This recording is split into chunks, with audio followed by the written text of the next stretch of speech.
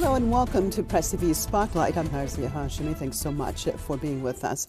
Well, Iranians in the millions turned out throughout the country on Monday to show that they will not allow terrorists to intimidate them or take over their country. Once again, the people of Iran have taken to the streets en masse to show their support for the Islamic Republic. Now, this after 2 weeks of terrorists committing crime after crime, from shooting at civilians and security forces to burning down clinics, mosques, stores, and even homes.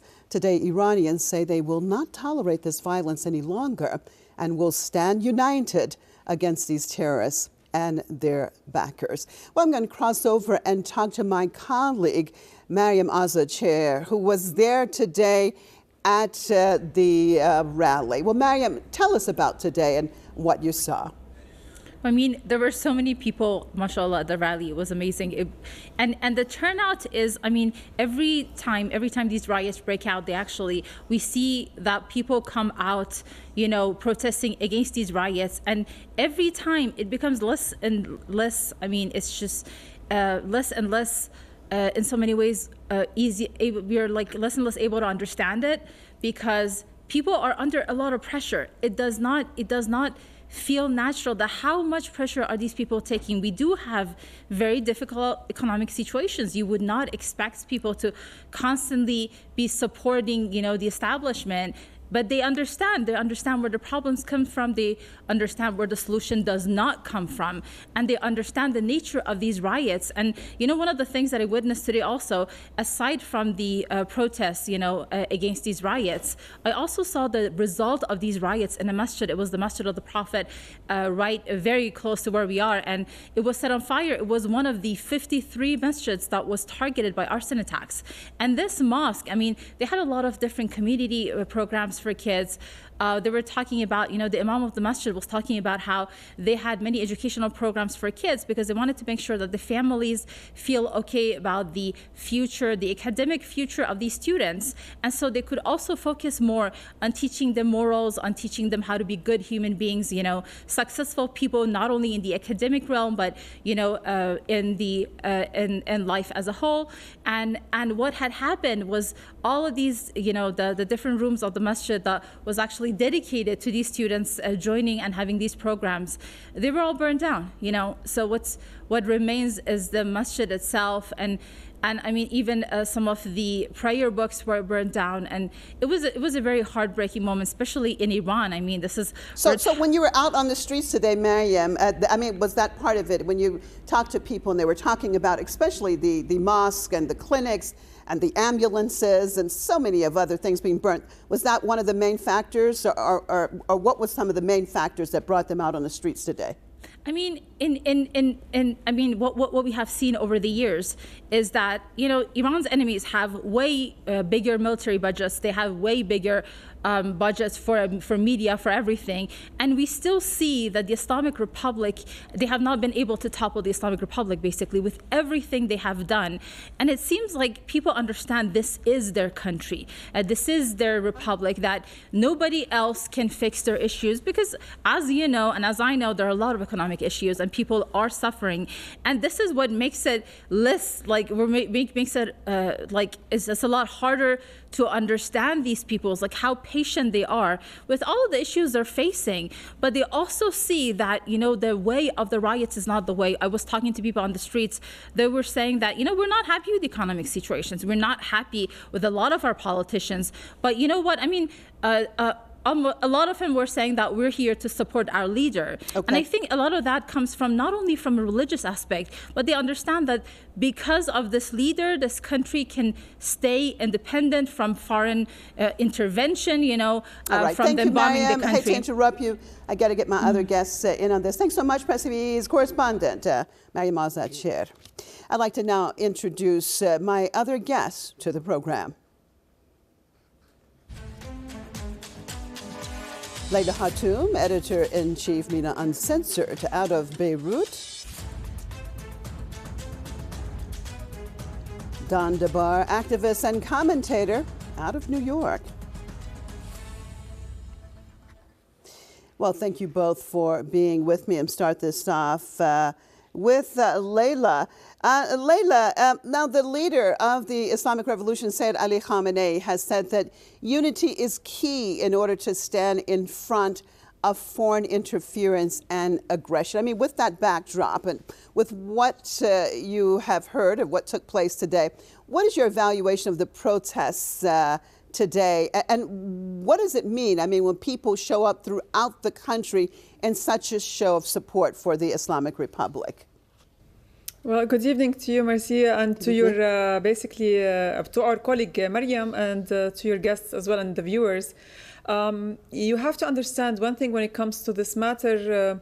The Iranians actually showed in one protest today and multiple protests before that, be it in Kerman, be it in Tehran as well, that they are against any violence and against what you call any attack against their country and against their social fabric. In that sense, if you want to protest, that's not a problem. But at the end of the day, you have to do it in a proper way. You don't do violence, you don't burn mosques, you don't kill children at any point. It showed that there's a foreign intervention, and this is something that the Iranians don't approve. We saw it also during the 12-day war, if you actually remember, when the Iranians, even the opposition, stood by the leadership against foreign intervention and the attacks against their country. And this is something that's very admirable by the Iranian people. Yes, the vast majority are against foreign intervention. They don't want to see their country turn into another what you call arena for conflicts, regional and international conflicts. They don't want to be dragged into lengthy internal conflicts that would lead their country to become divided, like in Libya, like in Syria. And those protests that we saw today is not only basically what you call a reflection of what their leadership had asked or anything else. It's actually an internal decision by the Iranians themselves that they stand against such violence and such disruption of their social fabric and their security. Okay. In that sense, I would say that the Iranians showed much higher what you call awareness of what's happening around them than basically countries that are neighboring them.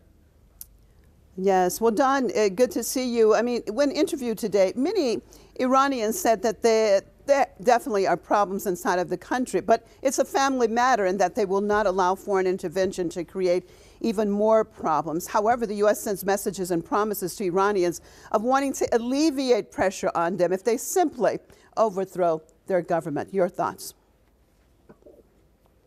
So their formula is to try to starve people. And then when people are unhappy because they're being starved, that they will cannibalize their own government and, in essence, acquiesce to whoever cut off their food supply. I'm using that as a metaphor, but also literally. That if I only do what they say, maybe they will let me eat again. That's the hope. I mean, and so this is what you would be acquiescing to if you were to decide to throw over your own government in favor of someone that has been brutalizing you. I mean, the analogy is someone that gets into a relationship, a personal relationship with someone that either brutalizes them physically or psychologically, and makes them leave whatever situation they're in where they feel safe and come with them, basically as a slave. I think the people of Iran have had enough of that, particularly from the United States and UK, and they can see what Israel has been doing. Just look at Gaza, for example, and they know that that's what awaits them. By the way, look at Golan Heights. Yeah, indeed, indeed. Well, Leila, I mean, again, when we're talking about the overall situation in Iran and the pressure, I mean, of course, Don has just touched into it also. Besides, first of all, creating this pressure from the outside and also from some mismanagement and inside. And then, as Iran's Parliament Speaker Mohammad Bagher Ghalibaf said, he said today that the latest terrorist riots that we've been seeing were actually the second phase of the 12-day war against Iran, with the goal of weakening the country and then basically bringing about a civil war. Your thoughts on that?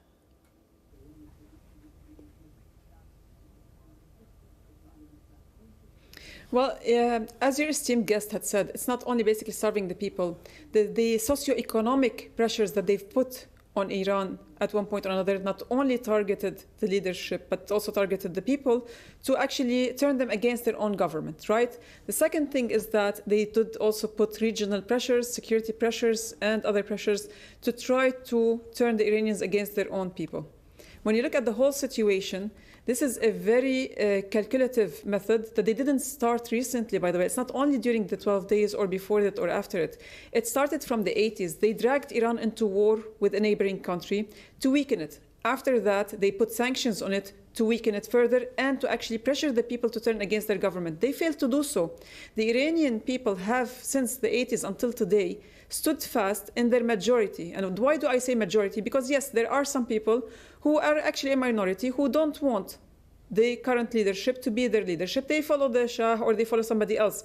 But the vast majority, and this is what democracy is all about, had showed its real face during the 12-day war and now that they don't want foreign intervention, they don't want any change, and they will not submit to what you call sanctions, the economic sanctions, and basically what you call the pressures on the financial pressures on their own, what you call a currency, to be used against them so they can actually make a decision. They want to make the decision on their own, not with foreign intervention. So when I'm looking at the whole situation, all of this is not going to create any, what you call, dent into the leadership. And we did hear the leadership say at one point, they did confess that there are economic problems and they need to look into the policies. But that's not because of the current policies of the government. It's actually because of the sanctions and because of international pressure. They have to look into a way to not only appease to the people and help them out, but at the same time try to alleviate these kind of pressures against their people as well. So in total, it needs, we say it takes two to tango. The people do understand the hardships from the international community that's being put on their own leadership and their people. And the leadership at the same time understand how these hardships are reflecting on their own people. They have to find a formula, yes. And we did see the president, even Seyyed Ali Khamenei, Kalibaf, the parliament speaker, they're all addressing these issues. It just takes time. And I do believe that the international community, especially the Americans and their Israeli handlers, they became restless because they tried their best to turn the people against the leadership and they failed. So what did they do? They intervened directly on the ground with those violent agents on the ground. Right. Well, Don, I mean, she just said, Leila just said, talked about the violent actions on the ground. I want to look at some of these because the techniques that have been used in the last couple of weeks, these terrorist riots, were very similar to those that we have seen before, whether we're talking about Gaza, Syria, Libya, or other places. I mean, from beheadings to burning people alive and destroying homes, mosques, and public property. They wanted to create this basic feeling of fear and insecurity. And I mean, usually Iran is actually a very secure country. I mean, this technique is very similar to those that Daesh and Israel have used. Your thoughts about why you think that there is such a similarity that has been used here and also other entities and basically that Daesh and Israel have been involved in? Well, if you have a formula and it works for you, you keep using it until it doesn't. It's that aspect. I think if we look at Venezuela, for example, since 1998 when Hugo Chavez was elected, there was a coup attempt in, excuse me, I'm sorry. There was a coup attempt in April of 2002, an actual coup, in fact. It stood for 3 days, I think. On YouTube and elsewhere on the internet, you can find a film called The Revolution Will Not Be Televised, where a camera crew was inside the presidential palace for the entire time that this happened, and they went out into the streets. And what the short version of it is that after the U.S. coup, the people took back the government en masse. Millions of people marched on the presidential palace, and they basically restored their own government with their own hands. Cuba has been facing the kind of starvation that the U.S. has attempted to impose on Venezuela and Iran and other places since 1960. And they feel it across, if you go visit there, they're all, manifestations of it. And yet no one's considering there, no one seriously is considering there that allowing the U.S. to pick their government and to run the country for them would improve their situation at all. The people who are in Venezuela right now that are calling for the U.S. to take over the government. And the U.S. tried to do what they're trying to do in Iran there. So, and when they failed or grew impatient, they decided just to kidnap the president. I mean, that tells you the real nature of what's going on here. But in Venezuela, the people who are asking the U.S. to come in are a very small group of people who think that they're going to be directly compensated for it. The balance of people, even people who vote for the opposition, understand that you run your own house. You don't allow someone else who's been trying to break in to come in and do it because it's going to be to your disadvantage. So I think the people of Iran, again, with the history that they've had with the U.S. and the UK, already understand this, and we're seeing that manifest on the streets now. Well, Leila, I mean, the Islamic Republic has witnessed many different phases of terrorism against it from the very beginning of its existence. And each time this has happened, it is the Iranian people who have actually shut down the terror campaigns and attempted coups. I mean, what does this say in general about the role of the Iranian people inside of the Islamic Republic? That's me. Well, it tells you that the Iranians are not only steadfast, but also, again, as I said before, they are in their vast majority behind their leadership and supporting it. Otherwise, that leadership would have been toppled long time ago. If they're not happy with the regime and everything that's basically that has done so far and everything that it represents, they would have toppled it long time ago. I mean, the Iranians did that before during the Shah's time. They toppled the Shah's regime, not only because they were poor, but because of multiple things, including basically religious matters that they didn't see eye to how their own monarchy actually handled the situation. So they could have easily done it to the current leadership, but they didn't. And the succession of the leaderships since the 80s until today, since Imam Khomeini, Sayyid Khamenei, basically until basically Sayyid Khamenei now, and going forward, the way that I see it is like so long that people are happy with their leadership and they are behind it, it's not going to be toppled by the people. Now, I'll give you another example. There was a lot of disgruntlement among the Syrians against the practices of their leadership. But the majority weren't against the leadership in the general sense that you would think or hear from the international media. It took 15 years to topple the Syrian regime under Assad's leadership. When it comes to Iran, the Americans and the Israelis and the international community have been trying to turn the people against their leadership since the 80s. So we're talking about 40 to nearly 50 years now, and they haven't managed to do so. They thought that they would be able to actually topple the leadership with the current war, the 12-day war, following massive sanctions and the crash of the currency and the socio-economic pressures. And they still failed because, as I said, the opposition stood behind its leadership. So the way I look at the whole situation, it will take them a long time. And as your esteemed guest said, when the Americans felt uneasy that they couldn't turn the people against their own leadership in Venezuela, they had to intervene directly and basically kidnap.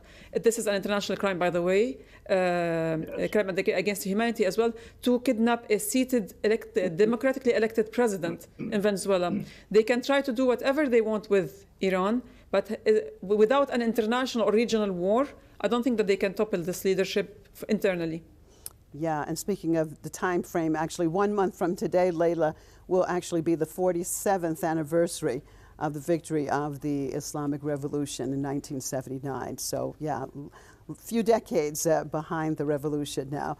Well, Don, I mean, there have been comments made by U.S. President Donald Trump and former CIA Director Mike Pompeo about supporting the rioters in Iran and that there are Mossad agents involved. I mean, what exactly does this mean when a country not only does not respect the sovereignty of another country, but is actively involved in trying to destroy that country and openly admitting to doing it?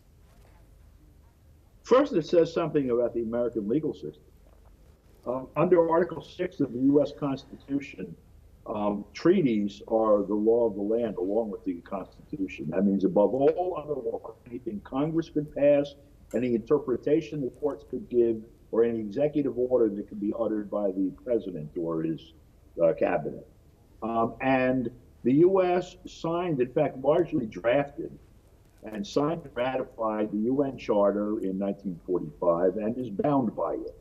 And among the other things that are recited in the UN Charter that are regularly violated by the US government is this particular one about interfering with the internal affairs of other countries and also pulling to the UN Security Council the exclusive right to decide on military action. And so when President Trump threatens military action absent an attack on the United States, because self-defense is permitted without a U.S. Security Council resolution and nothing else, then he is basically telling the world, I am again going to violate the UN Charter. What that means to the people in the United States is he's also saying, I am again going to directly violate the U.S. Constitution. And what that means, when Congress won't do anything about it, and the court won't do anything about it on its own motion to try to stop him, that there is no rule of law, not only internationally, but within the United States.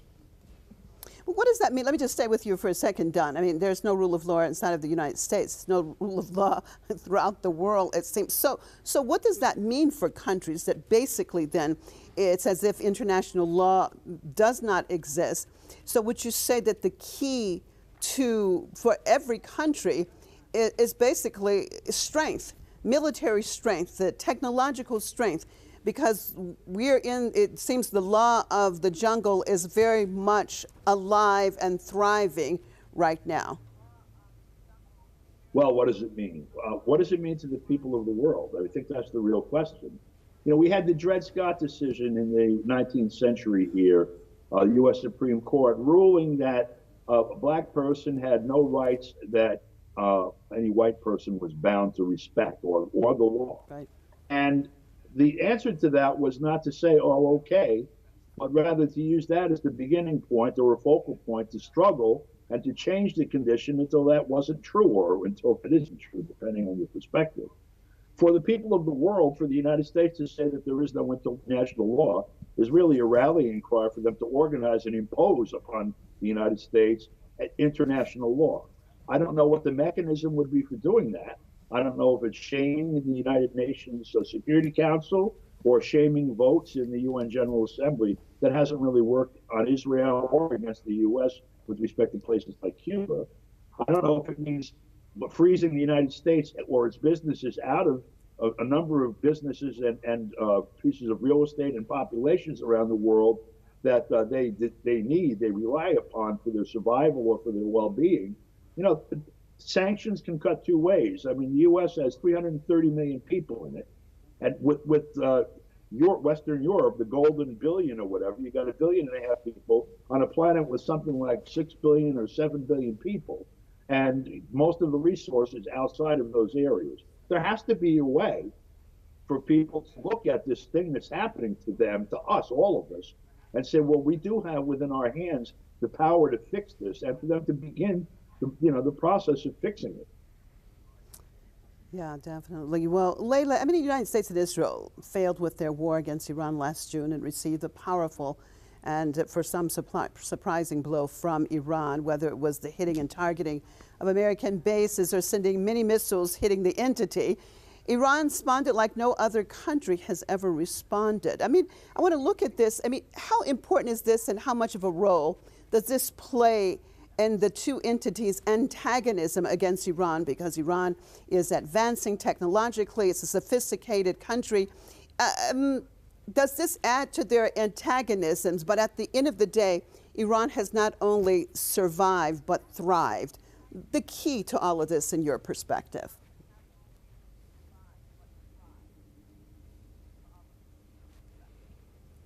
Well, with all the attacks that the Iranian leadership had faced since the 80s until now, since actually the Iranian Revolution, since 1979 until today, it shows that the world doesn't want, a strong country in the Middle East, North Africa, and Southeast Asia region. Only the Israelis and the Americans should be the one prevalent over here. The other thing is that they don't want an Islamic nuclear power close to the Israeli entity or to the US military bases that they have set around Iran to threaten it. And at the same time, they don't want a strong country to support the Palestinian cause And I do believe all these attacks against Iran and all these pressures against Iran are because of one thing, that Iran stood by the Palestinian cause since day one. Had the Iranians decided, we don't care about the Palestinian cause, and you, America, and the Israelis, do whatever you want, I don't think, and I highly doubt, that the Americans and the Israelis would have been targeting them like they're doing today. Again, the only countries that were targeted and the only entities and the only resistance movements that were targeted throughout this region are the ones who are supporting the Palestinian cause. And I do believe that the Iranian leadership chose the hard way, but the right way, in terms of standing for what's right and what's basically honorable and what's ethical at the same time. The easiest thing is to walk away from basically fighting the world for a right cause, right? And I do believe that the leadership, because they have said it in the past, Sayyid Hassan Nasrallah in Lebanon had said it when he spoke about all the offers that were given to the resistance. And same thing when it came to Sayyid Ali Khamenei, Ayatollah Ali Khamenei, when it comes to everything that was provided for Iran to relinquish the Palestinian cause, they refused it and they stood by what is right. And that's why they are being under attack at the moment and before and going forward as well. And on that note, thank you both for being with me. DeBar, activist and commentator out of New York, Leila Hatoum, editor-in-chief, Mina Uncensored, out of Beirut. And thank you, viewers, for being with us on another Spotlight. I'm Marzia Hashim. We hope to see you right here next time. Goodbye.